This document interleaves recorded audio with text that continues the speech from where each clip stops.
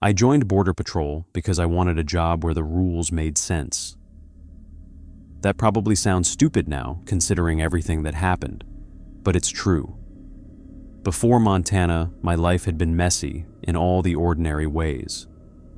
Bad breakup, too much debt, a string of jobs that went nowhere. I wanted structure, a uniform, procedures, a radio code for every situation. Something clear enough that if I did what I was trained to do, I could go home at the end of the shift and sleep. That was what I thought law enforcement was: training, protocol, chain of command. Then I got assigned to a remote northern sector in Montana, along a stretch of border so empty it made the rest of the world feel fictional. No cities, no lights, no traffic. Just barbed wire, frozen fields, old ranch roads, pine breaks, dry creek beds, and miles of black sky. During the day, it was beautiful. At night, it felt abandoned by God.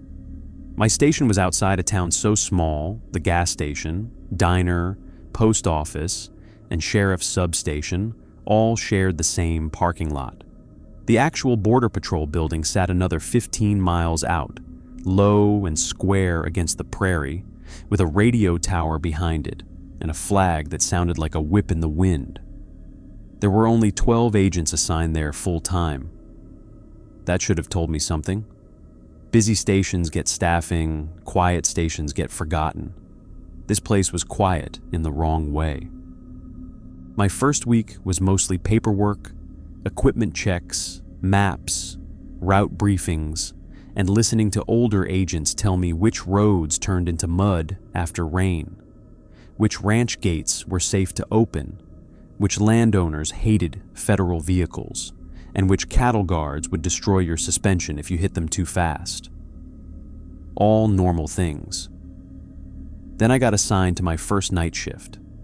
That was when Agent Cole handed me the rules. Cole had been there longer than anyone, 21 years on the northern border, most of it in that same sector. He was built like a fence post, tall and lean, with a weathered face, close-cropped gray hair, and eyes that never seemed to rest on anything for more than a second. He had the kind of calm that made you trust him immediately, even when you didn't like what he was saying. He stopped me in the equipment room at 8:40 p.m., 20 minutes before shift change. I was checking my flashlight, sidearm, radio, spare batteries, thermal scope, and the emergency kit in my patrol vehicle. I remember feeling nervous, but ready. Then Cole said, "You riding East Line tonight?" I nodded. Supervisor said I'm shadowing Ramirez. Cole looked toward the open door, making sure nobody else was nearby. Then he reached into his vest and pulled out a folded piece of paper. It had been laminated, but badly, like someone had done it in a hurry years ago. The corners were peeling. The plastic was scratched white from use. He handed it to me. "Read this before you leave the station," he said. I unfolded it. At the top, written in block letters, were the words, "Night shift rules. East Line, do not file, do not copy, do not ignore." Below, that was a numbered list. Rule 1, if the motion sensor at marker 17 trips 3 times in a row, do not respond alone. Rule 2, if you see footprints crossing south to north, report them as animal tracks and leave the area. Rule 3, do not follow anyone wearing white past the old cattle fence. Rule 4, if the radio repeats your call sign in your own voice, switch to channel 4 and say nothing for 10 minutes. Rule 5, never answer knocking from the trunk of your patrol vehicle. Rule 6, if the thermal scope shows a person standing directly behind you, do not turn around. Rule 7, the abandoned church near Mile Road. 6 is not on your patrol route. Do not enter it, even if lights are on. Rule 8, if you find a child alone in the snow, check for breath before speaking. If there is no breath, drive away. Rule 9, Do not stop for anyone waving from the north side of the fence after midnight. Rule 10. If your partner begins humming a song you both know they do not know, request immediate relief and do not let them drive. Rule 11. If you pass the same border marker twice, turn off your headlights for exactly 5 seconds. Rule 12. If dispatch asks for your full name over radio, do not give it. Rule 13. At 3:17 a.m., do not look toward the tree line. Rule 14. If you see an agent with no badge number, do not let them inside your vehicle. Rule 15. If you hear someone crying from inside the holding shed, unlock the outer gate, but not the door. I read the list once. Then I looked up at Cole. He waited. I laughed because I thought I was supposed to. He didn't, so I stopped laughing. "What is this?" I asked. "Rules." "For what?" "For Eastline. I already got the route briefing." "No," Cole said. "You got the version they can put in a binder." I looked down at the paper again. Rule 5 stared back at me. Never answer knocking from the trunk of your patrol vehicle. "This is a joke," I said. Cole's face didn't change. "I wish it was." My grip tightened around the paper. "Why would dispatch ask for my full name?" "They won't." "Then why is it on here?" "Because something else might." The equipment room suddenly felt smaller. I glanced toward the hallway, half expecting someone to jump out and laugh at me. No one did. "Does Ramirez know about this?" I asked.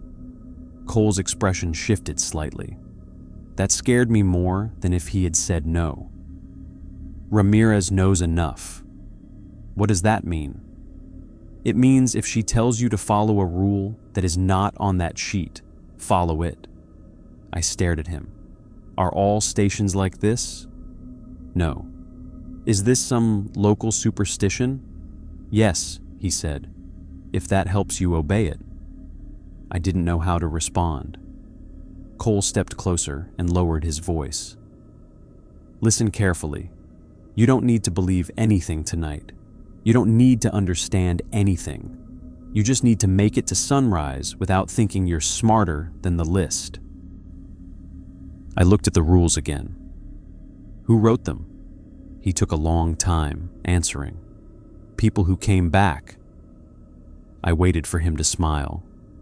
He didn't. Before I could ask more, Agent Ramirez appeared in the doorway. She was in her early 40s, sharp-eyed, compact, with dark hair tied into a tight bun and a voice that always sounded like she was already tired of the conversation. She looked at Cole, then at the laminated sheet in my hand. "You giving him ghost stories?" she asked. "Giving him seatbelts," Cole said. Ramirez looked at me. "You scared?" I straightened slightly. "No." "Then you're dumber than you look." Cole gave her the smallest smile. Ramirez held out her hand. "Let me see it." I handed her the sheet. She scanned it, frowned, then pulled a pen from her vest and added something under Rule 15. Rule 16. If Ramirez tells you not to speak, shut up immediately. She handed it back. "There," she said. "Now it's accurate." I didn't know whether to laugh, so I didn't. At 9:05 p.m., we rolled out.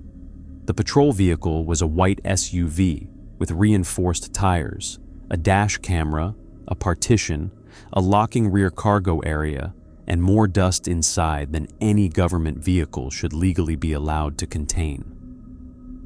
I sat in the passenger seat while Ramirez drove. The heater blasted warm air at our boots. The radio crackled with routine traffic from the station. For the first half hour, everything seemed normal. Ramirez pointed out landmarks in the dark. Old grain silo to the east. Don't use the road past it after rain. Rancher there keeps dogs loose. That's marker 9 ahead. Camera pole on the right. Half the time it doesn't work. Don't trust the map near Dry Creek. GPS puts you in Canada if it feels dramatic. She spoke like someone giving directions to a grocery store. I tried to relax. Outside, the land rolled by in our headlights. Snow lay in patches across the fields. The fence line appeared and disappeared to our left, sometimes close, sometimes swallowed by dark hills and brush. The sky was brutally clear, filled with more stars than I had ever seen. The emptiness was the hardest part. No houses, no porch lights, no other cars. Just our engine, our tires, the radio, and the dark pressing against the windows. At 10:12 p.m., the first sensor alert came in. Dispatch said, Unit 23, motion hit near marker 17, confirm status. Ramirez glanced at me. Marker 17, she said. I remembered Rule 1. If the motion sensor at marker 17 trips 3 times in a row, do not respond alone. That's 1, I said. She nodded once and keyed the mic. Unit 23 copies. Continuing patrol. Advise if repeated. 5 minutes later, dispatch came back. Unit 23, second motion hit near marker 17. Ramirez didn't answer immediately. She looked at me again. That's 2, I said. Good. She keyed the mic. Unit 23 copies. Holding route. Another 7 minutes passed. The radio crackled. Unit 23, third motion hit near marker 17. Respond and investigate. Ramirez's jaw tightened. She picked up the mic. Unit 23 requesting second unit for marker 17. Dispatch replied almost instantly. Negative, no other units available. Respond and investigate. Ramirez stared at the radio. Something about her expression made my stomach tighten. Dispatch, confirm no units available? She asked. Confirmed. Respond alone. I looked at her. That wasn't what dispatch should have said. Respond alone. It sounded wrong, too direct, too specific. Ramirez placed the mic back in its holder. Then she turned off the main road. Are we going? I asked. Near it, not to it. But dispatch said, Rule 16. I shut up. We drove along a dirt track barely visible beneath snow and gravel. The SUV bounced over ruts. Fence posts flashed by in the headlights. Somewhere ahead, a red sensor light blinked faintly on a pole. Ramirez stopped about 200 yards from marker 17 and killed the headlights. The world vanished. Not dimmed. Vanished. Without the lights, the prairie became a black ocean.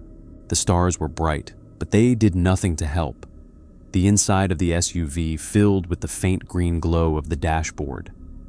Ramirez lowered her window a crack. Cold air slid in. Listen, she whispered. I listened.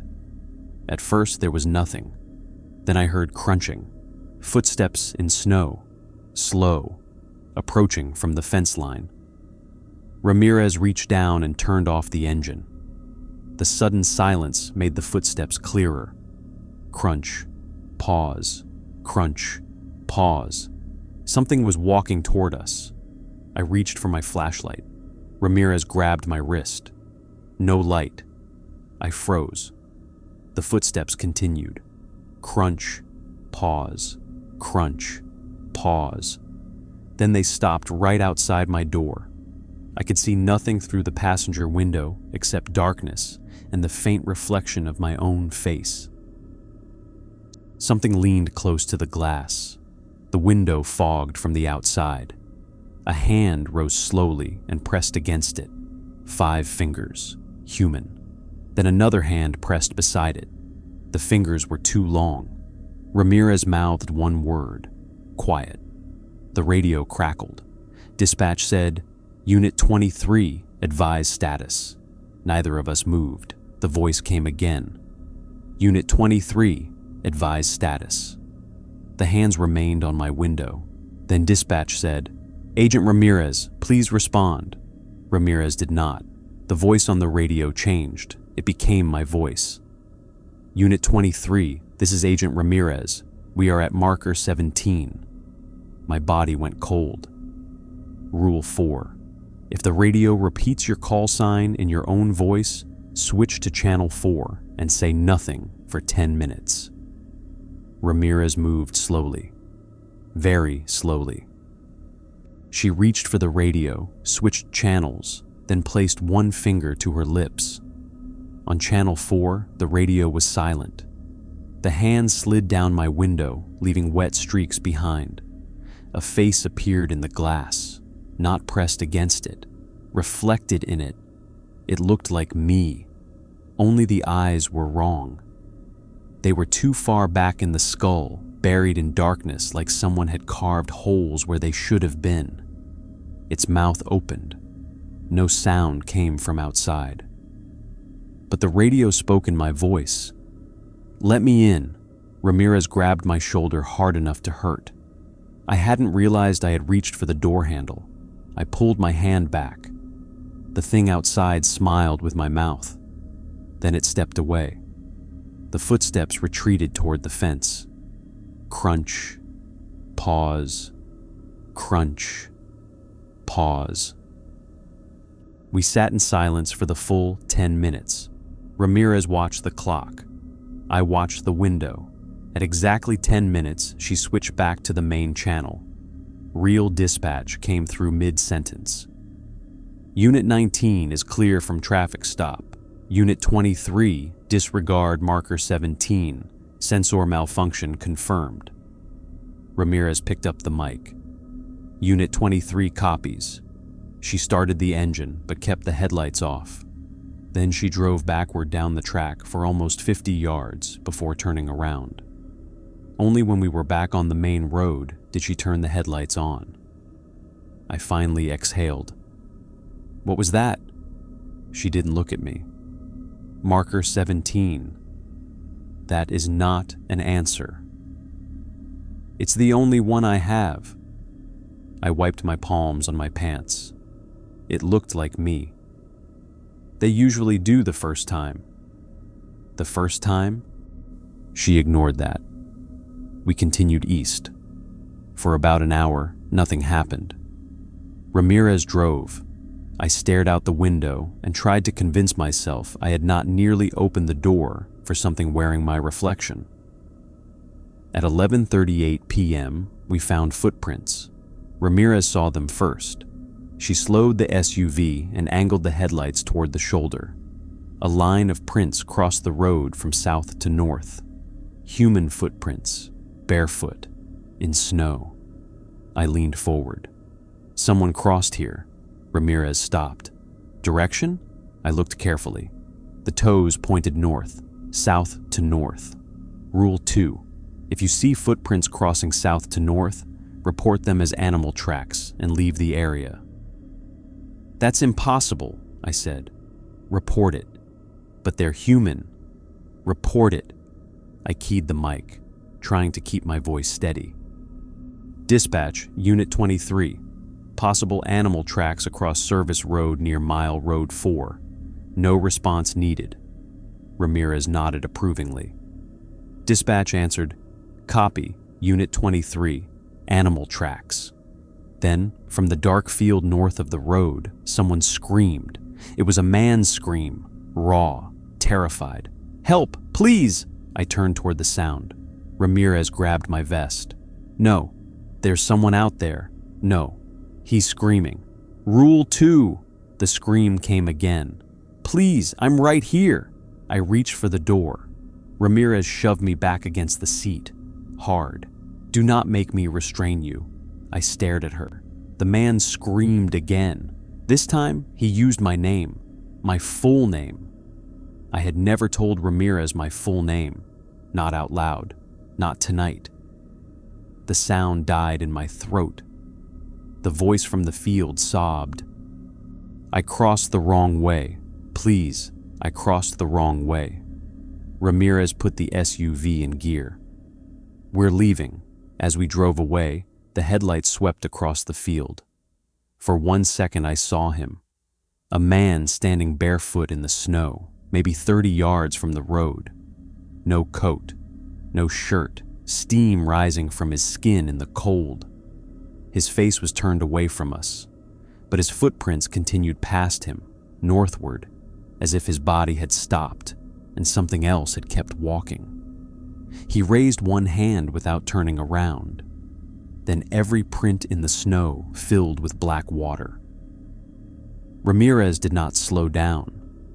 My hands shook so badly, I had to tuck them under my thighs. At midnight, we stopped at an outbuilding called the holding shed. It wasn't really a holding facility, more like a secured temporary structure used decades ago, before procedures changed. The current station mostly used it for emergency supplies and bad weather staging. It stood alone near an old service road, surrounded by a chain-link outer gate and a smaller locked door. I recognized it from Rule 15. If you hear someone crying from inside the holding shed, unlock the outer gate, but not the door. The shed looked abandoned.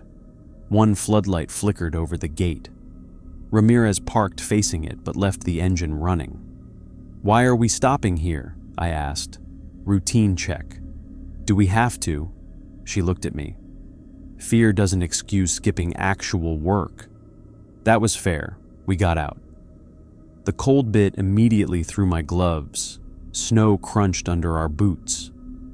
Ramirez unlocked the outer chain-link gate and pushed it open.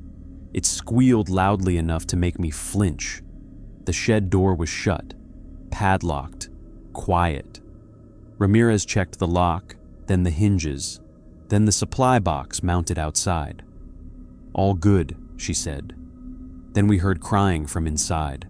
A woman, soft, muffled. Ramirez closed her eyes. "Damn it. Rule 15.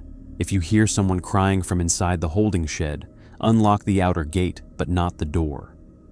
The outer gate was already unlocked. The door was not. The crying grew louder. "Please," the woman sobbed from inside. "Please, I can't breathe." I stepped toward the door. Ramirez caught my sleeve. "What does the rule say?" "Unlock the outer gate, but not the door." "Is the outer gate unlocked?" "Yes." "Then we're done." The woman inside pounded on the door. "Please, I have a child." I froze. Ramirez whispered, "No." A baby began crying inside the shed. Not a recording, not distant. A real frantic infant cry. My mind went white. Ramirez stepped in front of me. "Look at me." I couldn't. The baby screamed. The woman sobbed. "Please, please, please, just open the door." Ramirez grabbed both sides of my vest and forced me to face her. "Look at me." I did. Her eyes were hard, but wet. "You open that door, whatever is inside gets to be outside. You understand?" "There could be someone in there." "There isn't." "How do you know?" "Because I opened it my first year." The baby cried harder. I stopped breathing for a second. "What happened?" Ramirez's face went empty. "My partner went inside." The shed door slammed from the inside. Once. Twice. Then the woman screamed in Ramirez's voice. "Don't leave me in here." Ramirez flinched. That was all. A tiny crack in the armor. Then she turned around, walked through the outer gate, and locked it behind us. We got back in the SUV. The crying continued until we drove out of range. Neither of us spoke for almost 30 minutes. At 1:04 a.m., Ramirez finally said, "His name was Dalton." I looked over. "Your partner?" She nodded. "Good agent, funny, too kind for this place." "What was in the shed?" She kept her eyes on the road. "A room." "That's it?" "A room that wasn't the size of the shed." I waited. She continued. "Long concrete hallway, fluorescent lights, doors on both sides, crying behind every door." He went 3 steps in, turned around, and said he could hear his mother. Her hands tightened on the wheel. I told him to come out. He looked at me and said, "She knows my badge number." Then the door closed. "What did you do?" I followed protocol. I didn't ask what that meant. I didn't want to know. The radio crackled. Real dispatch this time. Unit 23, status check. Ramirez keyed the mic. Unit 23, code 4. Copy, Unit 23. Then dispatch said, "Agent, please provide your full name for log correction." Ramirez and I looked at each other. Rule 12. If dispatch asks for your full name over radio, do not give it. Ramirez keyed the mic. Dispatch, repeat request. Provide full name for log correction. Her eyes narrowed. Negative. Unit 23 remains code 4. Static. Then dispatch said, "Agent, your file is incomplete." Ramirez switched the radio off completely. The SUV continued through the dark. After a while, she said, "It's getting pushy tonight." "Why?" She glanced at me. "New blood." I hated that answer. At 2:15 a.m., the snow started. Not heavy at first. Just thin white streaks sweeping across the headlights. Then thicker. The road narrowed between drifts. Ramirez slowed. We were near the old cattle fence now. A collapsed line of posts and wire that ran north-south across a shallow valley. I remembered Rule 3. Do not follow anyone wearing white past the old cattle fence. At 2:32, we saw her, a woman in white standing in the middle of the road. Ramirez hit the brakes. The SUV slid slightly before stopping about 20 yards away. The woman faced away from us. She wore a long white coat or dress. It moved in the wind, though there was almost no wind. Her dark hair hung down her back. She began walking, slowly, away from us, toward the old cattle fence. Ramirez put the vehicle in reverse. The backup camera showed nothing behind us but road. Then a hand knocked from the rear cargo area. Tap, tap, tap. I turned in my seat. The rear cargo area was separated by a metal barrier. Nothing visible. Tap, tap, tap. Rule 5. Never answer knocking from the trunk of your patrol vehicle. Ramirez stared straight ahead. The woman in white kept walking. The knocking came again. Then a voice from the rear cargo area said, "Agent." It was Cole. "I'm locked in back here." My heart jumped. Ramirez whispered, "No." Cole's voice came again. "Ramirez, open up." She said nothing. "Ramirez, please. I'm hurt." Her jaw clenched. The woman in white reached the cattle fence and stepped over it. The knocking in the back became pounding. "Open the damn door!" It sounded exactly like him. Ramirez put the SUV in reverse and began backing up. The pounding stopped. Cole's voice became calm. "New guy." I froze. "New guy, she's not telling you everything." Ramirez said, "Do not answer. She knows why East Line needs 2 agents." "Shut up," Ramirez whispered. "She knows what happens at 317. The woman in white vanished beyond the cattle fence. The rear cargo area went silent. Then Cole's voice said, "Ask her what she left at the tree line." Ramirez slammed on the brakes.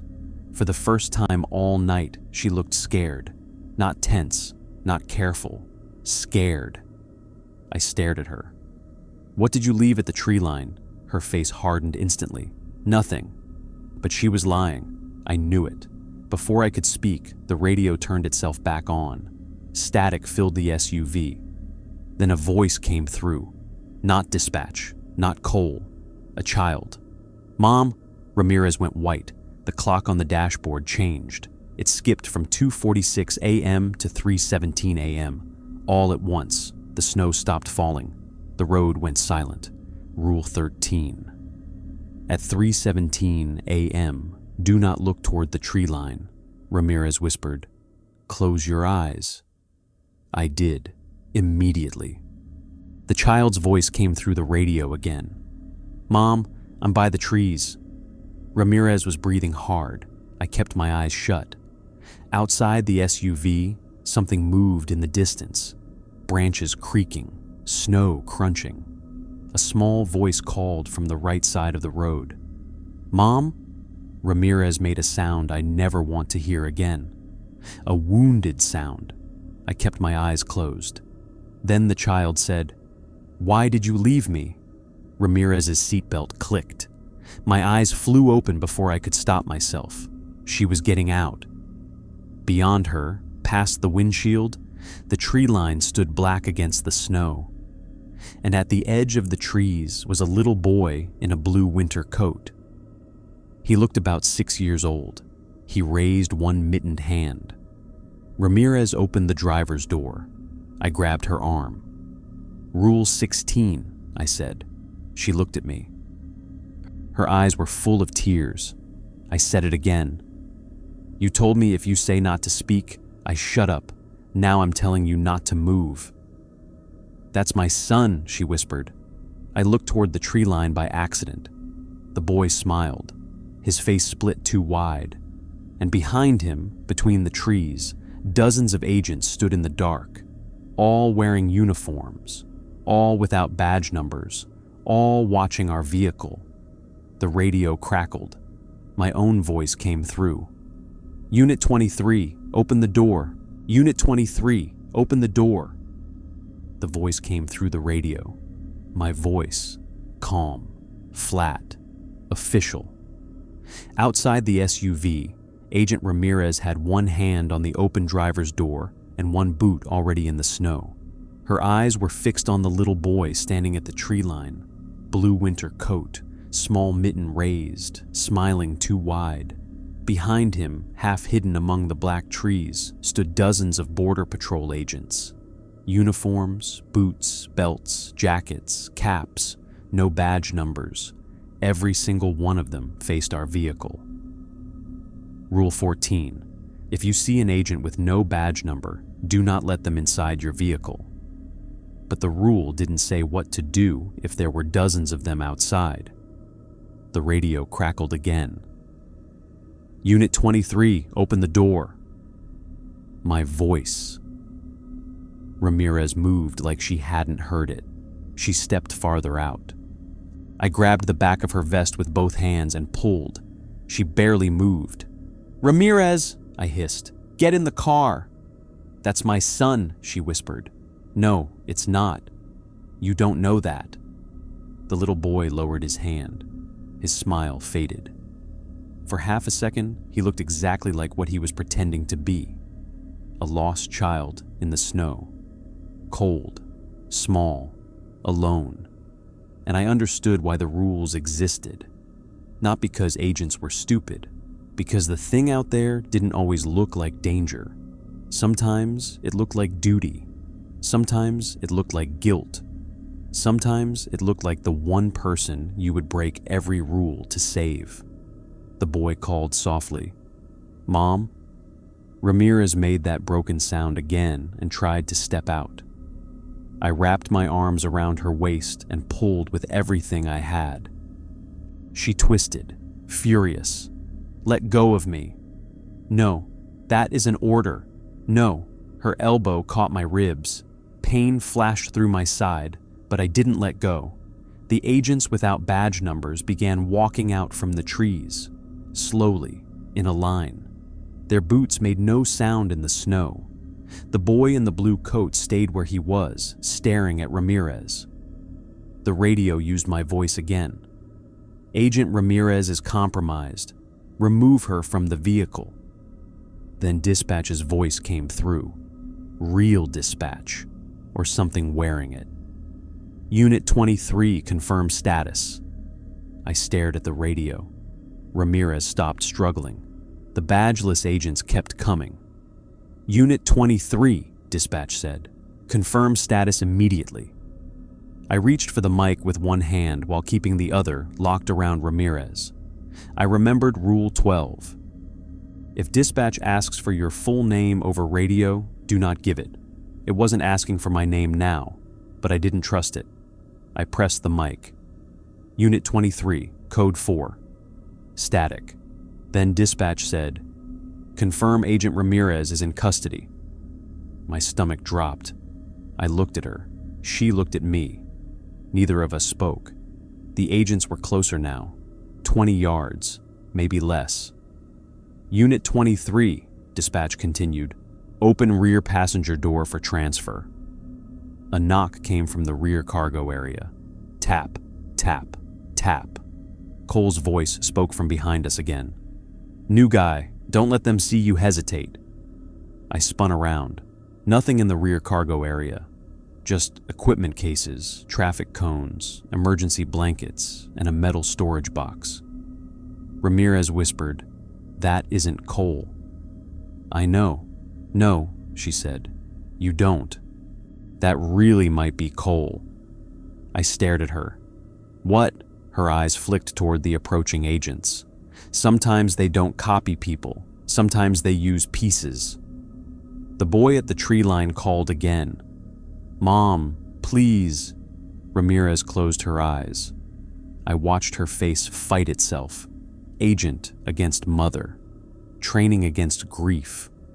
Rules against hope. I didn't know what had happened to her son. I didn't know if he was dead, missing, estranged, or something worse. But whatever stood at that tree line knew, and it was pulling on that wound like a hook. The radio spoke in my voice again. "Last warning, Unit 23, open the door." One of the badgeless agents reached the SUV. He came up beside Ramirez's open door and stood just outside the beam of the interior light. He looked like Cole. Not perfectly, but close enough that my breath caught. Same height, same gray hair, same weathered face. But where his badge number should have been, his chest was blank. No patch, no plate, no identification. He smiled. "Agent," he said to Ramirez, "I can take you to him." Ramirez's knees nearly buckled. I pulled her backward. This time, she let me. The fake Cole reached for the door. Rule 14, do not let them inside. I kicked the door shut. His fingers were in the way. The door slammed through them, not on them, through them. His hand passed through the metal like fog, and for a second, the inside of the SUV filled with the smell of wet soil and old uniforms. Then the fake Cole's face changed. Not dramatically. It simply forgot how to be Cole. His features sagged out of place, like clay left in rain. His mouth opened. A voice came out from the radio instead. "Open." The other badgeless agents reached the vehicle, hands pressed against every window, not banging, not clawing, just pressing, palms flat against glass. The windows fogged from the outside. Ramirez snapped back into herself. "Drive!" She shoved the SUV into gear before her door was even fully latched. I barely had time to buckle in before she hit the accelerator. The agents did not move out of the way. The SUV passed through them. Each one broke apart against the windshield in a burst of gray vapor, and every time we passed through one, the radio screamed with a different voice. "Present. Here. Reporting. On duty. Unit lost. Badge missing." The boy in the blue coat stood directly ahead. Ramirez gripped the wheel with both hands. For a second, I thought she would swerve. She didn't. She drove straight through him. The temperature inside the SUV dropped so fast that frost bloomed across the dashboard. Ramirez gasped. The radio whispered, in the child's voice, "Why didn't you stop this time?" Then we were through the tree line and back on the road. Ramirez drove for almost a mile before she pulled over, not at the shoulder, not near the trees. In the middle of the road, with the engine running and both hands still locked on the wheel. Neither of us spoke. The dashboard clock still read 3:17 a.m. It had not moved. Finally, I said, Was that your son? She didn't answer. Ramirez. Her voice came out flat. He died when he was 6. I looked toward the dark road ahead. I'm sorry. She laughed once. Not because anything was funny, because grief and exhaustion sometimes come out wrong. He had nothing to do with this place, she said. That's the part I hate most. What happened? Car accident, Denver, years before I transferred here. I didn't know what to say. She kept staring forward. This place doesn't create pain. It collects it. That's what Cole says. The clock ticked. 3:18 a.m. The heater kicked back on. I exhaled without realizing I had been holding my breath. Ramirez put the SUV in drive. We don't talk about him again tonight. Okay, I mean it. I know. We kept driving. For a few minutes, the patrol route looked normal again. Snow drifting over the road, fence line to the north, dark prairie to the south. The occasional marker post reflecting in our headlights. Then Ramirez said, "Pull the rule sheet out." I unfolded it with numb fingers. The laminated paper felt colder than it should have. Read Rule 13. At 3:17 a.m., do not look toward the tree line. Anything else written under it? I checked. There hadn't been earlier. Now there was. A new line had appeared in black ink beneath Rule 13. If you look, do not believe who looks back. I stared at it. This wasn't here before. No, Ramirez said. It writes back sometimes. I almost threw the sheet out the window, she noticed.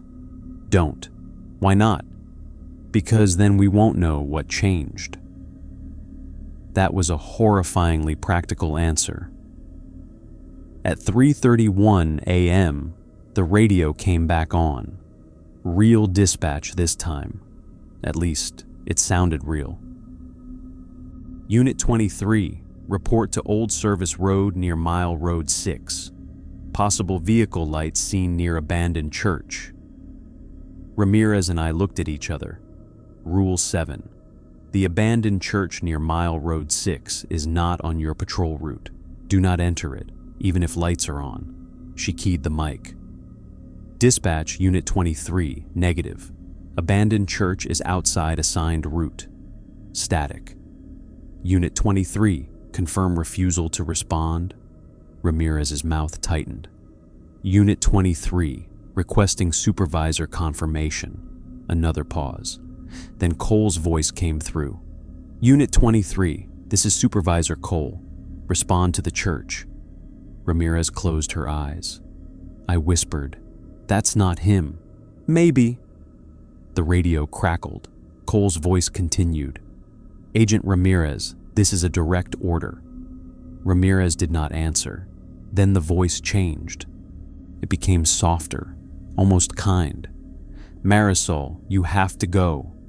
I saw her flinch, her first name. Rule 12 said not to give a full name, but this thing already knew hers. The radio said, "You left something there."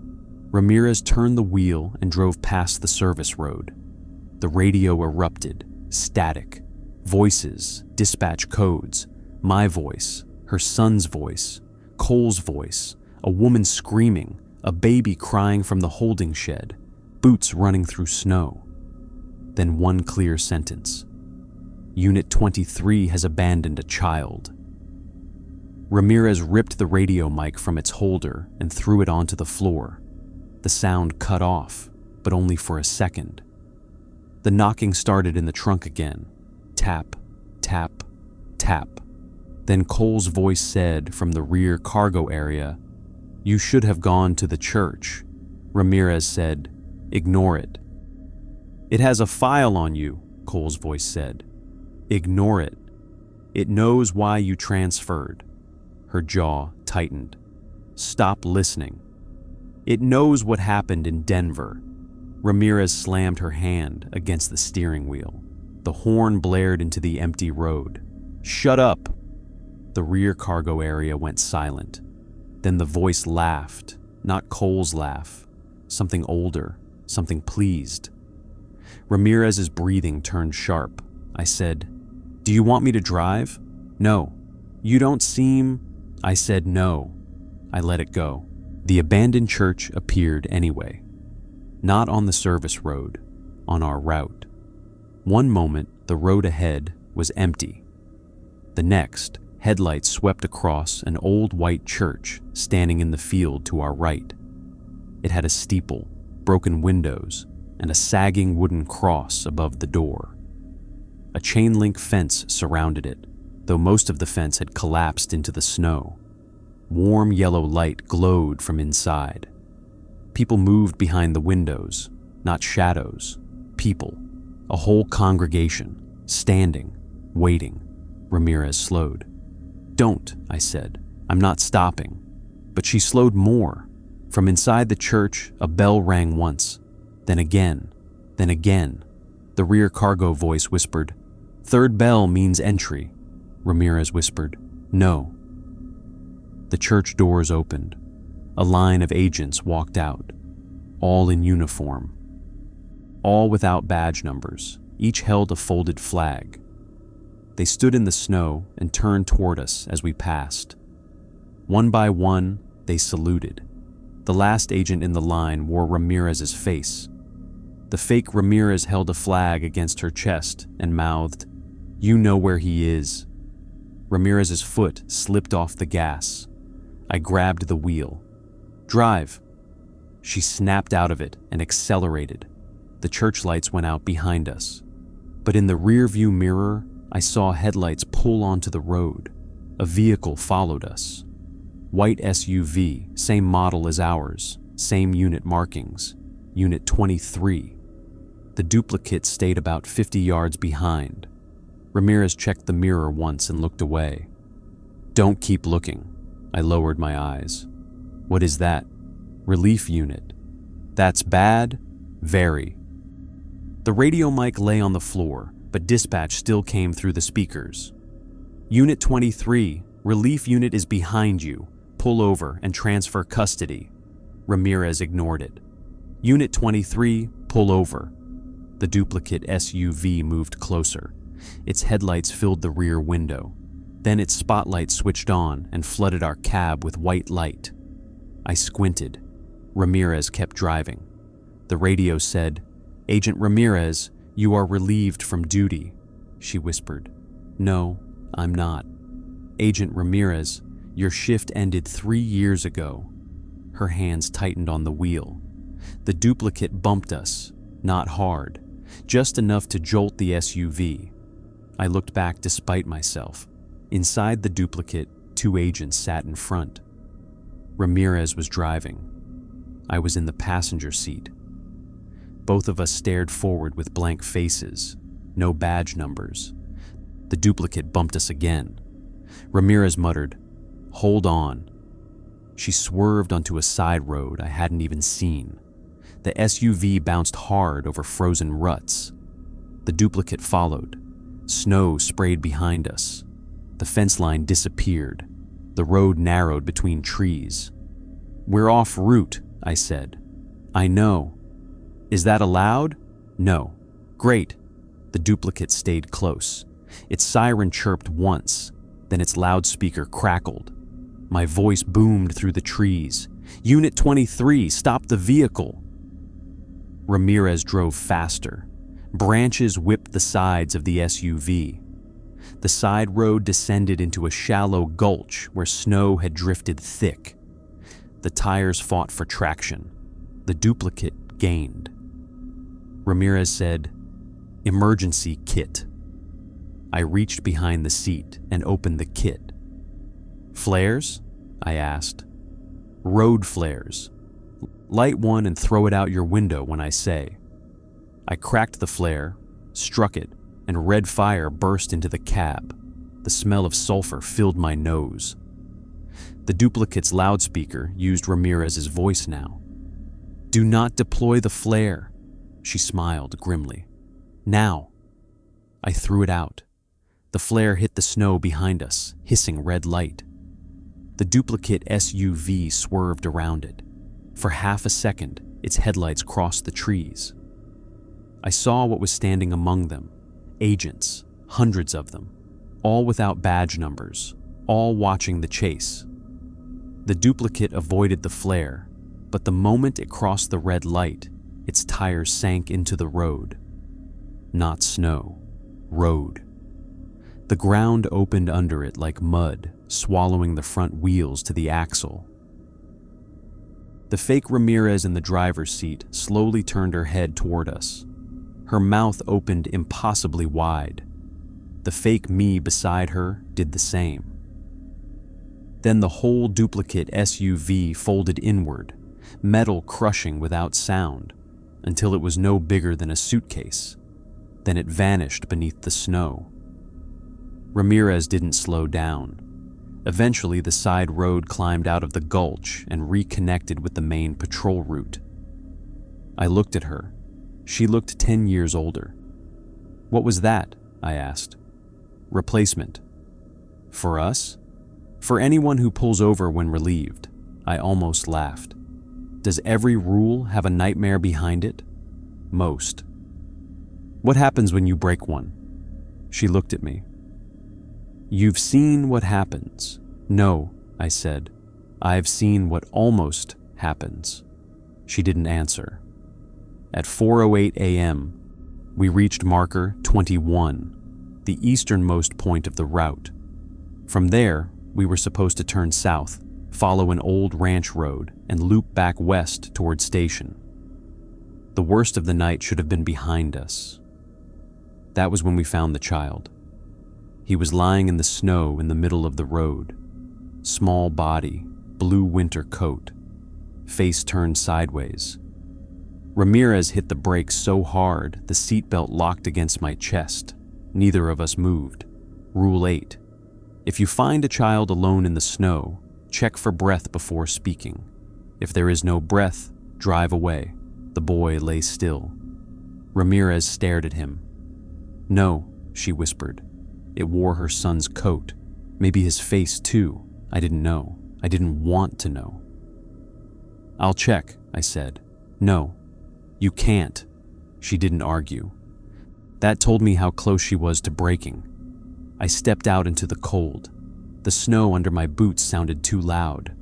The boy lay about 15 feet ahead of the SUV, just inside the headlights. I approached slowly. "Do not speak. Check for breath.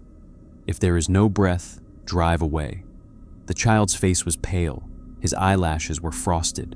His lips were slightly blue.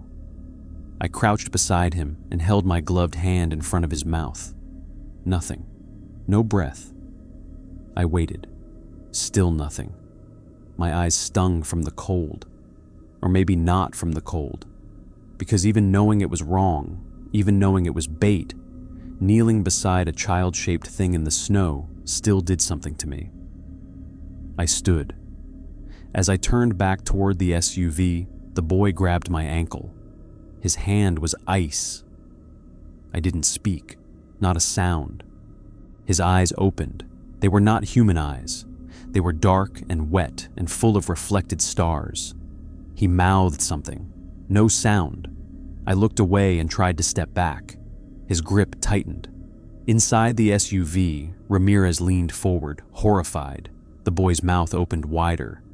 This time sound came out, not from him, from the radio inside the SUV, my voice. "Breathe," my lungs locked. The boy inhaled, a sharp, ragged breath. His chest rose. Rule 8 said if there is no breath, drive away. But now there was breath, because it had stolen mine. I couldn't inhale. I clawed at my throat. The boy smiled. Ramirez threw the SUV into park and jumped out. "No, no, no, no." She ran toward us. The boy turned his head toward her. His face changed, subtly. The cheeks softened. The mouth became smaller. The eyes became brown. He became her son. "Mom," he whispered. Ramirez stopped dead. I fell to one knee, still unable to breathe. The boy let go of my ankle and reached for her. "Mom, I'm cold." Ramirez took one step, then another. I tried to shout. Nothing came out. My vision darkened at the edges. Behind Ramirez, the tree line began to fill with agents. No badge numbers. Watching. Waiting. I forced one hand into my vest pocket and felt the laminated rule sheet. I pulled it out, but my fingers were too numb to unfold it. The boy sat up. Ramirez was crying now. "I'm sorry," she whispered. The boy smiled. "It's okay. Come here." I couldn't speak, so I did the only thing I could think to do. I grabbed my flashlight and threw it at her. It hit her shoulder. Not hard enough to hurt. Hard enough to startle. She snapped her head toward me. I pointed at the rule sheet, then at her, then at my throat. Her eyes sharpened. She understood. She pulled her sidearm. For one wild second, I thought she was going to shoot the child. Instead, she fired into the air.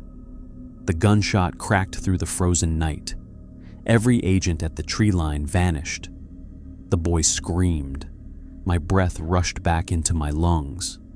I collapsed forward, coughing and gagging. Ramirez grabbed my vest and hauled me to my feet. "Move!"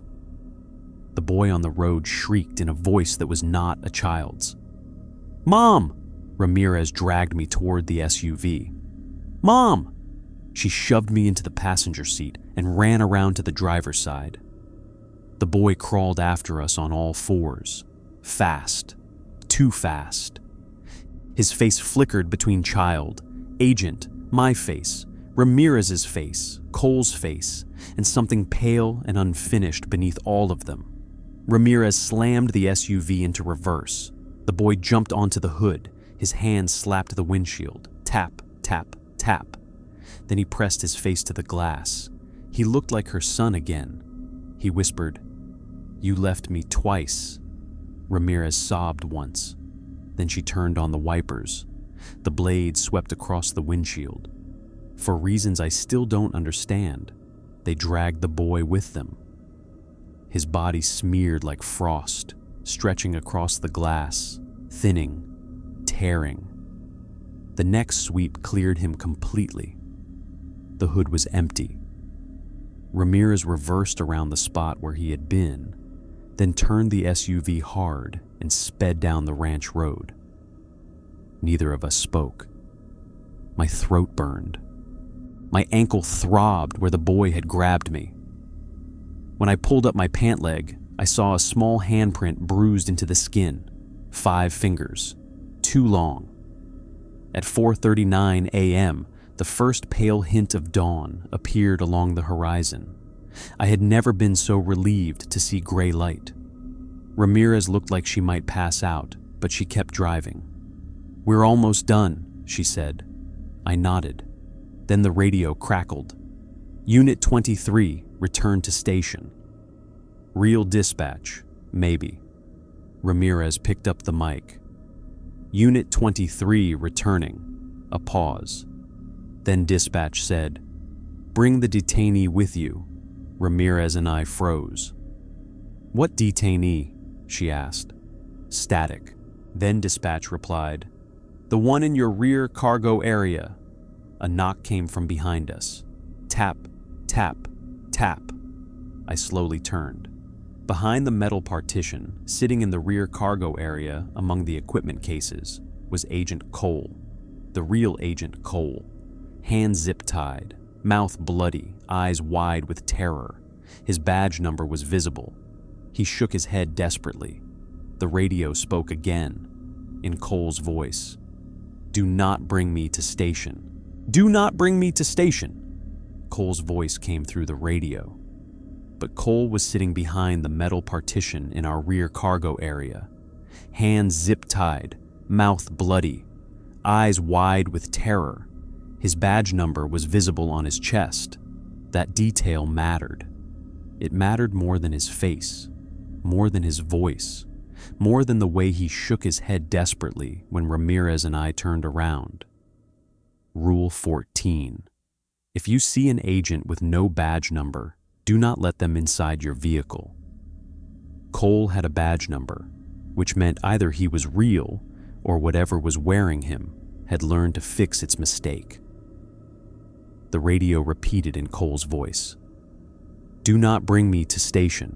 Ramirez slowed the SUV but didn't stop. The first gray line of dawn was spreading across the horizon, turning the snowfields from black to blue. We were maybe 20 minutes from the station, maybe less if she drove hard. Cole's eyes flicked to the radio, then back to us. He shook his head again. I reached for the mic. Ramirez slapped my hand away.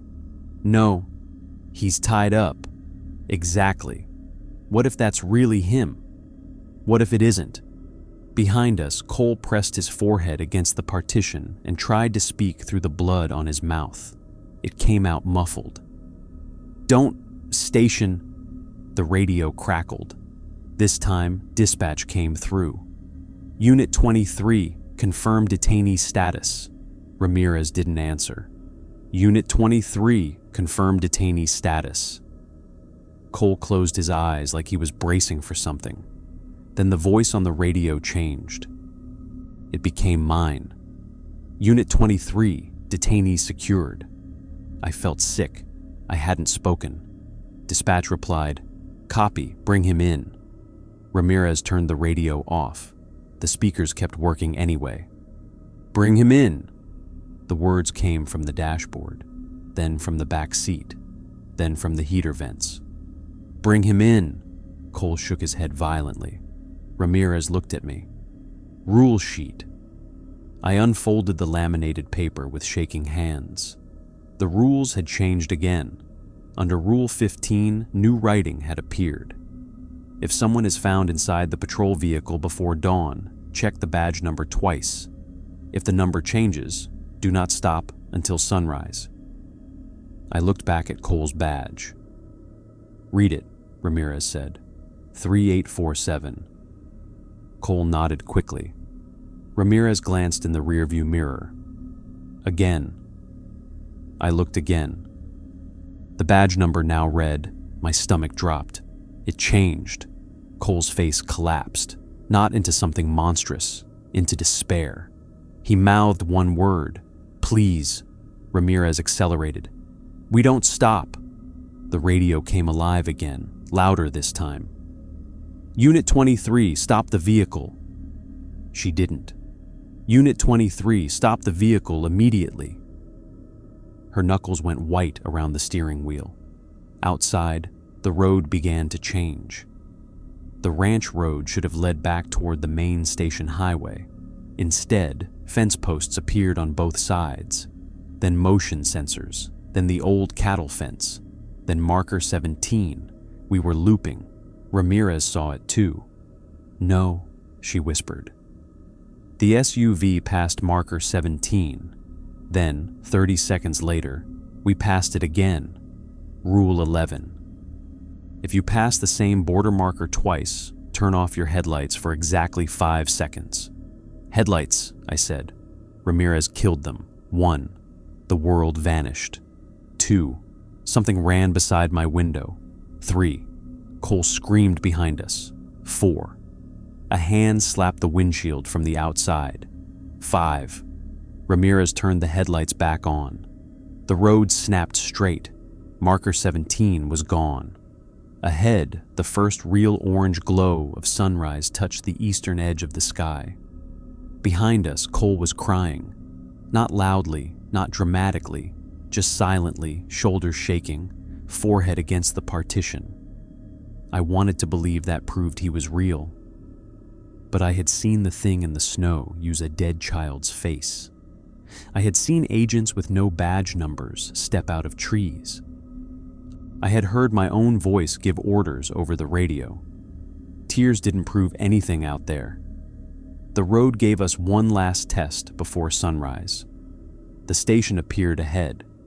Not the real one, a version of it. Same low square building, same flagpole, same radio tower, same gravel lot, but all the windows were lit. Every patrol vehicle was parked in front, headlights on. Agents stood shoulder to shoulder outside the entrance, dozens of them. all facing us. Ramirez slowed. "That's not right," I said. "No." The radio clicked on. Real Cole's voice from the back whispered, "Don't stop." The radio Cole said, "Unit 23, welcome back." The agents outside lifted their hands and pointed toward the gate. The gate rolled open by itself. Ramirez stopped the SUV about 50 yards away. "What are you doing?" I asked. "We need the real station." "How do we find it?" She looked at the horizon. The sun was almost up. Almost. Then she looked at the flagpole. The flag outside the fake station hung still. No wind touched it. "Our flag is never still," she said. She turned the SUV hard left and drove off-road. The fake station erupted behind us, not exploded. Erupted. Voices poured out of it. Dispatch calls, screams, crying, radio static. Children calling for mothers. Agents calling for backup. My own voice. Ramirez's son. Cole. Dozens of lost agents saying "present" over and over. The SUV bounced over frozen ground. The real station appeared less than a minute later, half hidden behind a low rise, dark except for 2 exterior lights and the blinking red tower. Its flag snapped violently in the morning wind. Ramirez drove through the open gate just as the sun broke over the horizon. The moment sunlight hit the windshield, every voice stopped. The radio went dead. The bruised handprint on my ankle burned like fire. Cole collapsed in the rear cargo area. Ramirez slammed the brakes in front of the station and threw the SUV into park. For a few seconds, nobody moved. Then the station door opened. Agent Cole stepped outside. The real Cole. Or at least another Cole. He wore his uniform. His badge number was 3847. His face was pale and confused. He looked at the SUV, then at us, then at the Cole tied up in the back. His expression changed. "Do not open that vehicle," he shouted. Ramirez drew her sidearm before I even understood what was happening. The Cole outside raised both hands. "Ramirez, listen to me." The Cole in the back groaned. Both had badge numbers. Both had Cole's face. Both had Cole's voice. I felt the rules in my lap. The laminated sheet had added one final line. Rule 17. If 2 agents have the same face at sunrise, ask what they left at the tree line. Ramirez read it over my shoulder. Her face went cold. She rolled down her window 2 inches and pointed her weapon at the Cole outside. "What did you leave at the tree line?" The Cole outside frowned. "What?" Ramirez repeated louder. "What did you leave at the tree line?" The Cole in the back lifted his head. Through swollen lips, he whispered, "Badge number." Ramirez turned. "What?" The Cole in the back swallowed hard. "My first year. I followed a call to the trees. Something came out wearing me. I cut my badge number off my jacket and left it on the ground so the others would know which one came back." The Cole outside lowered his hands slowly. "That's not true." The tied Cole pressed himself against the partition. "Ramirez, check his badge." I stared at the Cole outside. His badge still read 3847. Then sunlight shifted. For half a second, the number blurred. Then 3841, then blank. Ramirez fired. The shot shattered the morning. The Cole outside jerked backward, but there was no blood. His body broke apart into gray dust and scraps of uniform that scattered across the gravel. Something inside the dust screamed with Cole's voice. Then it was gone. Ramirez sat frozen, gun still raised. The station door opened again. 2 agents ran out, real ones this time. Badge numbers visible, faces terrified but human. They helped us cut Cole free from the back. He stumbled out of the SUV and fell to his knees in the gravel, breathing like a man who had been buried alive. Ramirez knelt beside him. What happened? Cole looked toward the northern fields. Marker 17 tripped 3 times. I went with Harris. Harris is on leave. Cole's face twisted. I know that now. He told us later, after coffee, blankets, medical checks, and 3 hours of refusing to be alone in any room with a radio. He had been taken before our shift even started. Something wearing Agent Harris had asked him for backup near Marker 17. Cole followed because Harris knew old details no fake should have known. His first patrol vehicle. The station dog from 12 years ago. The name of a driver they pulled out of a wreck during a blizzard. That was how the place worked. It didn't just copy faces. It collected details. Enough to make you doubt yourself.